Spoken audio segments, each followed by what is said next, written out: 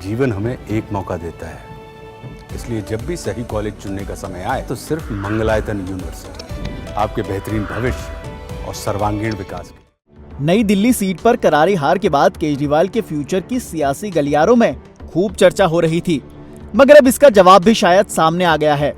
दरअसल विधायक गुरप्रीत गोगी के निधन के बाद खाली हुई लुधियाना पश्चिम सीट पर होने वाले उपचुनाव के लिए राज्यसभा सदस्य और प्रसिद्ध उद्योगपति संजीव अरोड़ा को आम आदमी पार्टी ने चुनावी मैदान में उतार दिया है।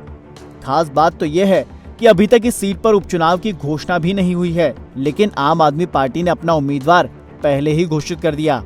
टाइमलाइन समझने की अगर कोशिश करें तो अब ये साफ नहीं है कि संजीव अरोड़ा राज्यसभा के सदस्य के रूप में इस्तीफा चुनाव लड़ने से पहले देंगे या फिर उपचुनाव में जीतने के बाद। लेकिन इतना तय है कि आने वाले दिनों में आम आदमी पार्टी के राष्ट्रीय संयोजक अरविंद केजरीवाल को राज्यसभा में भेजने का रास्ता साफ हो जाएगा। हालांकि अब देखना ये होगा कि वो राज्यसभा जाने का फैसला लेते हैं या नहीं, क्योंकि संजीव अरोड़ा के इस्तीफे के बाद ये आम आदमी पार्टी की सीट खाली होने वाली है। हालांकि आम आदमी पार्टी केजरीवाल के राज्यसभा जाने के दावे पर क्या कह रही है वो भी सुनिए। जहां तक अरविंद केजरीवाल सर की बात है तो मीडिया के सूत्र पहले कह रहे थे कि वो पंजाब के मुख्यमंत्री बनेंगे, अब मीडिया के सूत्र कह रहे हैं कि वो राज्यसभा से लड़ेंगे। ये दोनों सूत्र बिल्कुल गलत हैं। अरविंद केजरीवाल जी आम आदमी पार्टी के राष्ट्रीय संयोजक हैं। मैं मानती हूं कि उनकी डिमांड बहुत ज्यादा है, पर वो किसी एक सीट पर सीमित नहीं है। देखिए, ये एक ओपन सीक्रेट था कि वो वहां के लिए बेस्ट एलिजिबल कैंडिडेट है, तो इस बात को इससे ना जोड़ा जाए। और मैं आपके सूत्रों का सिरे से खंडन करती हूँ। अरविंद केजरीवाल राज्यसभा नहीं जा रहे हैं? बिल्कुल नहीं जा रहे हैं। आगे में भी किसी और सीट से या कहीं और से? ऐसा कुछ भी नहीं है। अरविंद केजरीवाल जी की बहुत ज्यादा डिमांड है, हमें ये पता है, पर अरविंद केजरीवाल जी सिर्फ एक सीट पर सीमित वाले व्यक्ति नहीं है, वो पूरे देश के हैं। वो दिल्ली में ही रहेंगे आप ये कह रही हैं, मतलब पंजाब से राज्यसभा नहीं जाएंगे? नहीं, पंजाब से राज्यसभा नहीं जाएंगे। दिल्ली में कहीं से जा सकते हैं क्या ऐसा कुछ? दिल्ली में कैसे जाएंगे?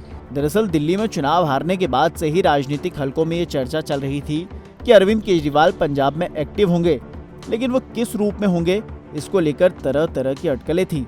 अब राज्यसभा सदस्य संजीव अरोड़ा को लुधियाना पश्चिम सीट से उपचुनाव में उतारने की घोषणा होने के बाद से कम इतना तो साफ हो गया है कि संजीव अरोड़ा को न केवल यहां से जितवाने के लिए सरकार पूरा जोर लगाएगी, बल्कि उन्हें कैबिनेट में भी लिया जाएगा। इस समय भगवंत मान की कैबिनेट में 2 मंत्री पद खाली हैं। थोड़ा डिटेल में समझने की कोशिश करें तो पंजाब की लुधियाना पश्चिम सीट से विधायक गुरप्रीत गोगी के निधन के बाद पार्टी को एक लोकप्रिय उम्मीदवार की तलाश थी जो प्रतिद्वंदियों को मात देने में सक्षम हो। ऐसे में राज्यसभा सदस्य संजीव अरोड़ा का नाम घोषित करके पार्टी ने दूसरी पार्टियों से बढ़त तो बना ही ली है। उधर विपक्षी पार्टियों ने आम आदमी पार्टी की ओर से संजीव अरोड़ा को उम्मीदवार घोषित करने पर तीखी प्रतिक्रिया भी व्यक्त की है। कभी आम आदमी पार्टी की ओर से विपक्ष के नेता रहे कांग्रेस के विधायक सुखपाल खेहरा ने एक्स पर लिखा, आम आदमी पार्टी ने राज्यसभा सदस्य संजीव अरोड़ा को लुधियाना पश्चिम सीट से उम्मीदवार बनाकर ये तय कर दिया है कि अरविंद केजरीवाल पीछे के दरवाजे से राज्यसभा जाएंगे। उन्होंने लिखा कि अरविंद केजरीवाल ने अरोड़ा को पंजाब में कैबिनेट में जगह दिलवाने के लिए रिश्वत दी है ताकि उनकी राज्यसभा सीट हड़प सकें। अब राज्यसभा में एक ऐसा सदस्य होगा जो पंजाबी नहीं जानता होगा। मुख्यमंत्री भगवंत मान अब केजरीवाल के इस फैसले से पंजाबी भाषा का बचाव कैसे करेंगे? एक बात ये भी तय हो गई है कि केजरीवाल बगैर कुर्सी के नहीं रह सकते हैं। हालांकि फिलहाल आरोप प्रत्यारोप के बीच ये तय नहीं है कि अरविंद केजरीवाल राज्यसभा जाएंगे भी या नहीं, मगर इतना जरूर है कि अब अरविंद केजरीवाल के राज्यसभा जाने का रास्ता जरूर साफ हो गया है।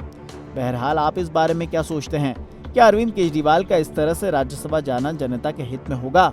हमें कमेंट में जरूर बताएं। फिलहाल के लिए इस खबर में इतना ही।